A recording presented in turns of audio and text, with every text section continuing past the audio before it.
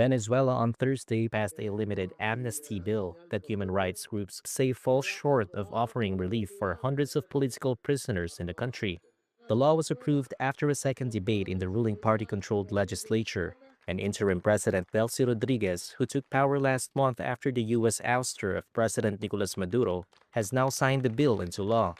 It provides amnesty for involvement in political protests and, quote, violent actions that took place during a brief coup in 2002 and demonstrations or elections in certain months of the previous years.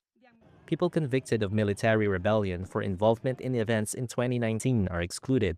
The law also does not detail the exact crimes which would be applicable. People abroad will be allowed to appoint a lawyer to present an amnesty request on their behalf, but they would have to appear in person in Venezuela, and the law will only cover, quote, people who have ceased the execution of the actions which constitute crimes. The government says nearly 900 people have been released from prison over more than a year.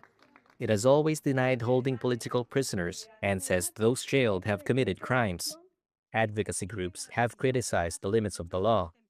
Legal rights group Foro Pino Vice President Gonzalo Himyob said, quote, if the amnesty is not as broad as we would have liked it to be, that does not mean the fight for the freedom of all the imprisoned and pursued is over.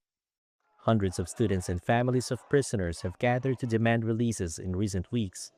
Some participated in a hunger strike and are now calling for a swift implementation of the amnesty law. We will stay here until the last one is released, for the freedom of all our relatives and all political prisoners in this country. We have an amnesty law already approved. However, until it is implemented, we will not move from here, and our struggle continues.